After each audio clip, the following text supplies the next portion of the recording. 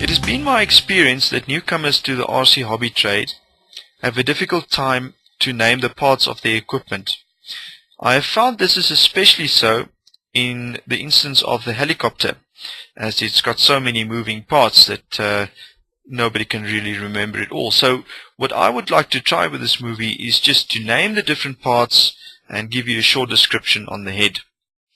Okay, so let's start. You can see that the entire assembly of your rotor head is connected on or around one shaft.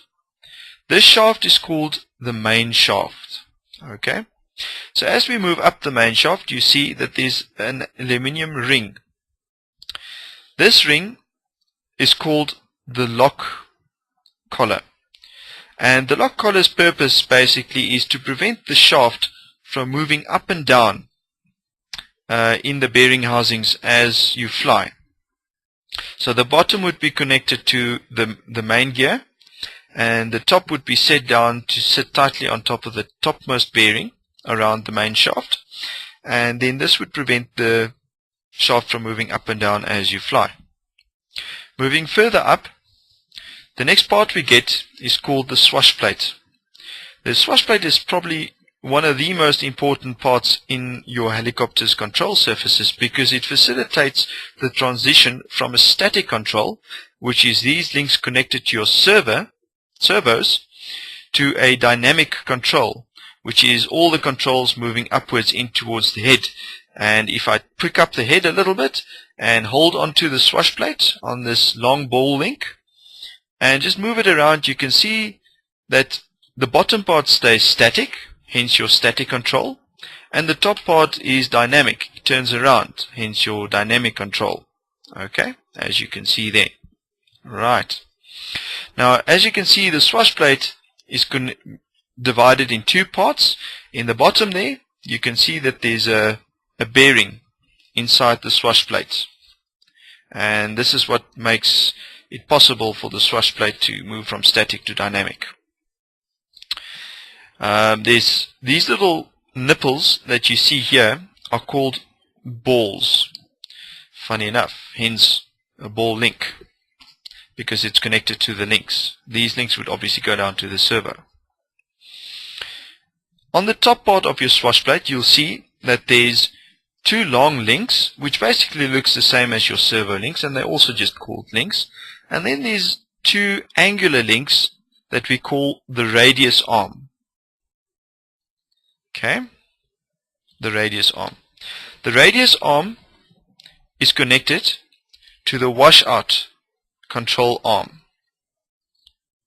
Okay, which is connected to the washout base. Now, the main purpose of the radius arm is it is connected in such a way that it can move your fly bar, which controls the direction of your chopper, the elevator and ailerons. Okay, and the washout base, as you can see, as it moves up and down, the links connect to the mixing arm. And if you look at the other side of the mixing arm, you see that there's a smaller link that goes to your rotor blade grips. Let me just turn it a little bit. You can see the rotor blade's grip. So your rotor blade would in essence sit in there. Okay. So this whole entire section here is responsible for your pitch, and then as well as your control direction, your elevator and aileron. Okay. You'll see that there's two pins here that basically prevents the washout base from turning around. Just again, the washout base is this little collar that moves up and down on the main shaft. Now, I've heard various names for these pins. I've heard washout pins, locking pins. From all the manuals that I've basically read, they're just called pins. Okay.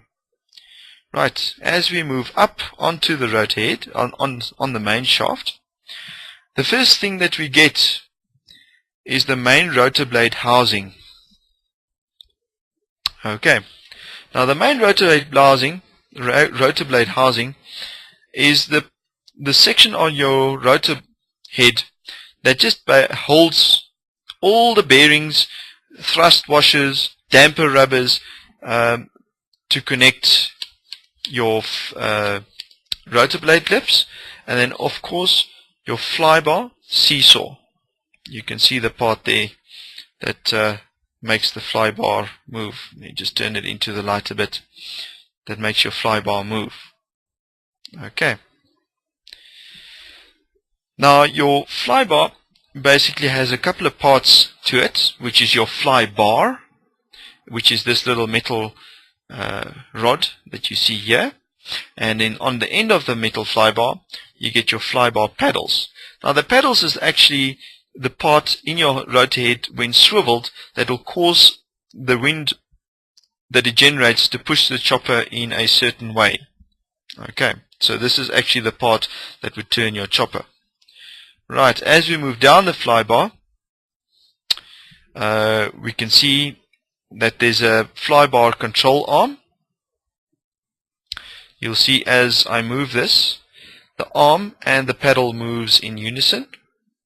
So the flybar is attached to the flybar control arm, and then the flybar rod connects the two flybar control arms together. And then as you can see almost in the middle here, there's a little linkage which goes onto your washout control arm, and this will make, as you give input, as you can see, will make the rotor head turn. Okay.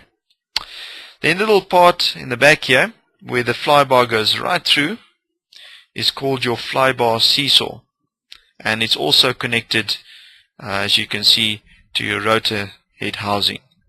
Okay, so just briefly as we go up: main shaft, lock collar, swash plate, radius arm, washout control arm, washout base, the links, mixing arm, rotor grip,